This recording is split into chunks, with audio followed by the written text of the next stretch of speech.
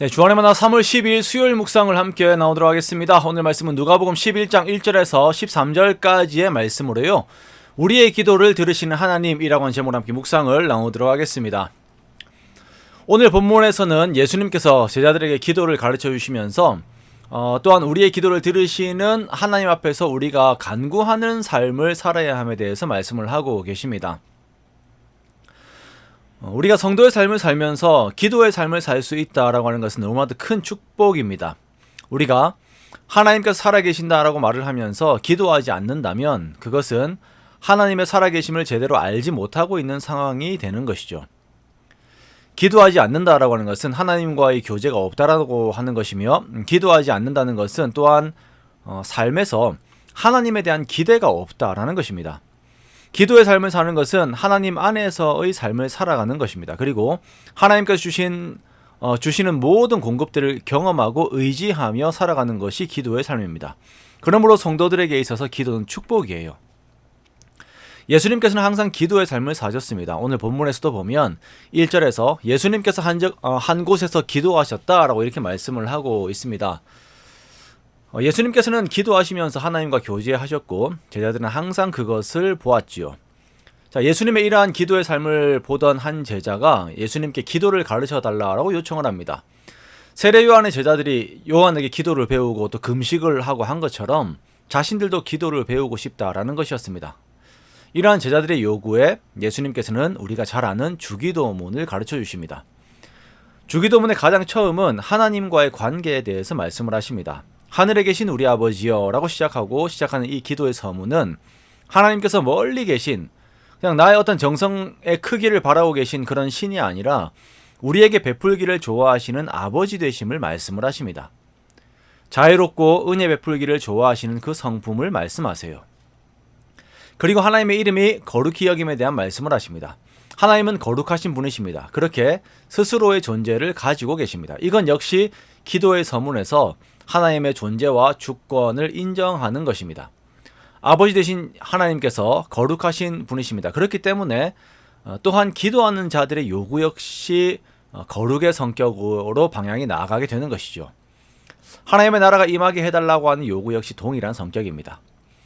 하나님께 기도하는 자들은 먼저 하나님과 하나님의 거룩과 하나님의 나라의 마음을 집중하고 두어야 합니다. 그리고 일용할 양식에 대한 기도를 하는 것이에요. 이스라엘 백성들이 하나님 안에서 만나를 먹은 것처럼 하나님의 백성들도 하나님의 공급 안에서의 삶을 사는 것입니다. 그리고 이러한 은혜를 입은 사람들은 하나님과의 관계 속에서 사람들을 용서하고 또한 자신들의 부족함도 하나님께 용서를 받습니다. 그렇게 시험에 들지 않는 죄를 이기는 삶을 삽니다. 자, 예수님께서는 주기도문에 이어서 하나님께 간청하는 기도를 해야 함에 대해서 말씀을 하세요. 어떤 친구가 있는데 밤중에 찾아왔습니다. 밤중에 찾아와서는 떡 3덩이를 구워달라고 막 요청을 해요. 아이들도 자고 있고 막 다 그런데 와가지고 시끄럽게 합니다. 그러자 밤도 늦었고 상황도 어렵다. 그러면서 이제 좀 그 간청을 좀 이렇게 거절을 하려고 합니다. 그런데 계속 간청하면서 나오니까 결국은 그 친구의 요구를 들어주지요. 자, 이 예화는 우리들에게 좀 무례하기라도 막 해야 된다 이런 것이 아니라 우리가 간곡히 이렇게 간구하며 나아갈 때 하나님께서 어떻게 하실 것인가, 그 하나님에 대한 어떤 열심을 가져보라라고 하는 그러한 예수님의 말씀입니다. 구하라 그리하면 너희에게 주실 것이요, 찾으라 그러면 찾아낼 것이요, 문을 두드리라 그러면 너희에게 열릴 것이다.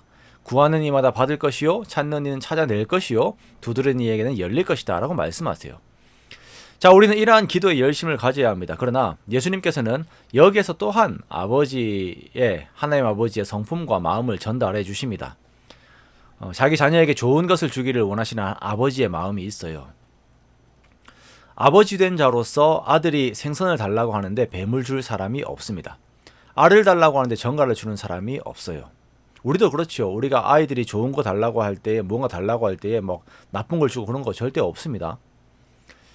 그렇듯이 우리가 구할 때에 하나님께서는 우리들에게 가장 좋은 것들을 예배해 놓으시고 그것을 주시는데요. 자, 그 최선의 것은 13절의 말씀처럼 성령을 주시는 것입니다. 하나님께서 우리들에게 주실 수 있는 최고의 것은 자신의 아들과 자신의 영, 즉 하나님 자신입니다. 우리가 삶에서 가치 있는 것들, 또 가치 있다고 생각하는 것들, 그리고 내 삶에서 필수 요소라고 하는 것들을 막 찾으면서 이것저것 필요하다라고 구합니다. 그런데 하나님께서 자기 자신을 우리에게 주시면 우리들은 더 이상 구할 것이 없어요. 하나님보다 큰 가치는 없기 때문입니다.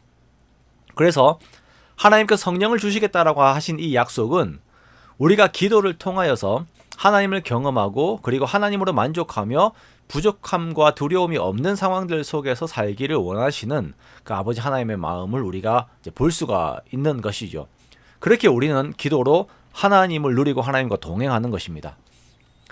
우리가 기도에 대해 말을 많이 하고 기도에 대한 정보도 많이 가지고 있습니다. 기도에 대한 책들도 많이 읽습니다. 좋습니다. 하지만 정작 중요한 것은 지금 기도하는 것입니다. 지금 기도하는 것. 지금 나와 함께 하시고 자기 자신의 모든 것을 주기 원하시는 하나님께 우리가 구하며 하나님과 동행하는 것입니다. 예수님께서는 제자들에게 그것을 요구하셨고 우리들에게 또한 요구하십니다.